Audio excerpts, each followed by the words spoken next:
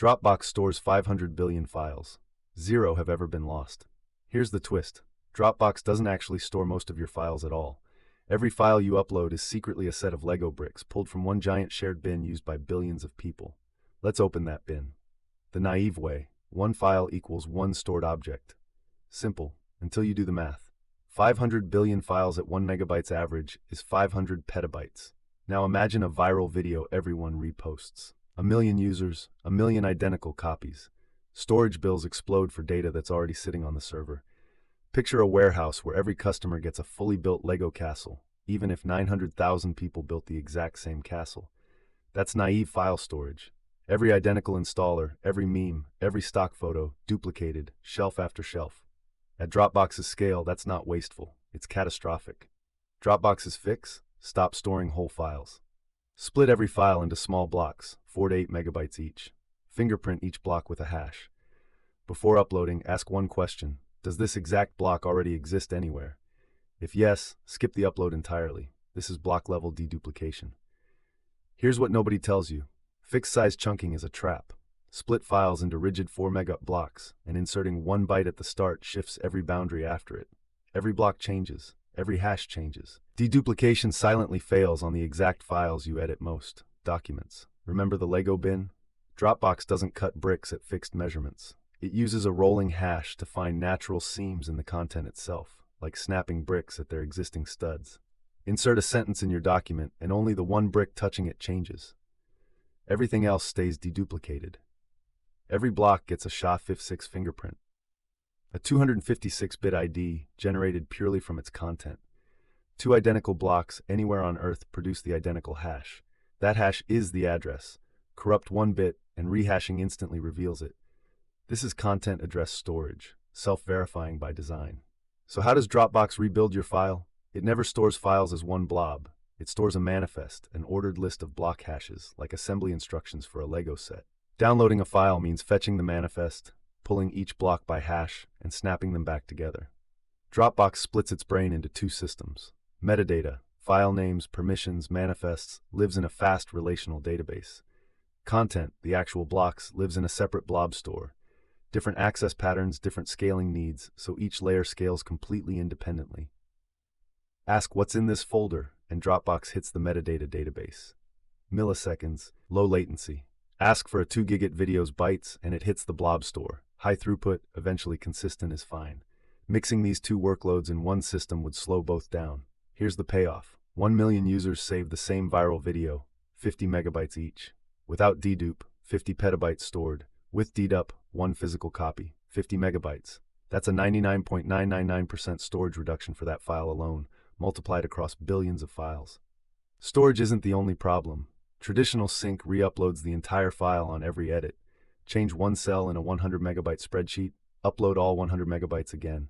For CAD files, video projects, or design docs, this makes syncing painfully slow. Minutes for an edit that took seconds. Dropbox's fix, Delta Sync. The client rechunks the file, hashes each block, and asks the server one question. Which of these do you already have? The server replies with only the missing hash. The client uploads just that one block. Everything unchanged stays untouched. Real result.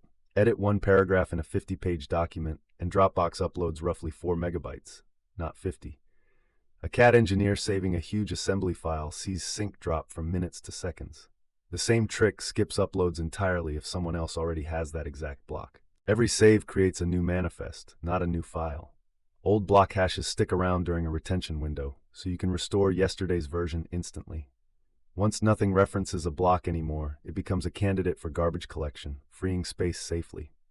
Your folder structure isn't a real file system on Dropbox's servers. It's a flat key value store where paths are keys. /users alice report.x points to the latest manifest. Shared folders just point multiple users' namespaces at the same underlying files. One canonical copy, many views. By 2016, Dropbox was one of AWS's biggest customers, spending roughly $40 million a year on S3. So they did something wild. Built their own exabyte-scale storage system from scratch called Magic Pocket. Renting a warehouse gets expensive. Eventually, it's cheaper to own the building. Magic Pocket organizes storage into zones, like data center regions. Inside each zone, cells act as replication groups. Every block gets 3 replicas spread across 3 cells, on custom-built servers packing over 60 terabytes each, hardware tuned for Dropbox's exact access patterns. Dropbox moved 500 plus petabytes from S3 to Magic Pocket over 2 years. 0 user visible downtime. 0 data loss. How? Dual writing to both systems during migration, then verifying every block's hash matched before cutting over. Content addressing made the migration provably safe. The payoff for building it themselves?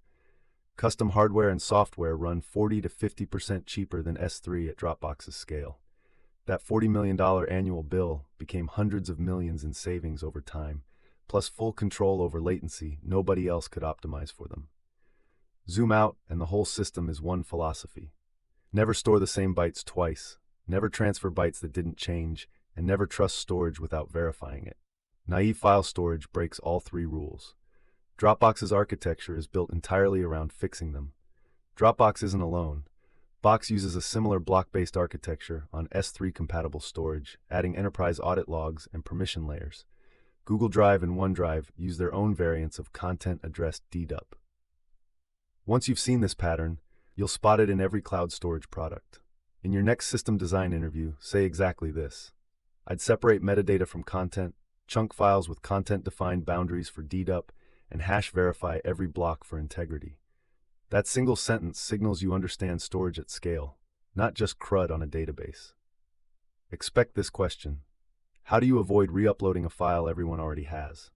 Walk through the flow. Client hashes locally, asks the server if that hash exists. Server says yes or no, and only new blocks get uploaded. That single flowchart answers half of storage system interviews. What happens when a disk silently corrupts a bit? Bit rot. Magic Pocket periodically rereads blocks, rehashes them, and compares against the stored fingerprint.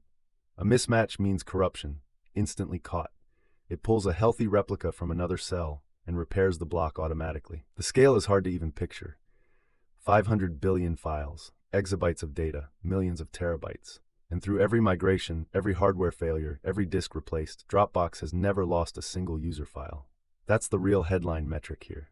Most tutorials teach you to store a file as a file. Nobody teaches you that at scale. The file itself is a fiction, just a manifest pointing at shared, immutable blocks.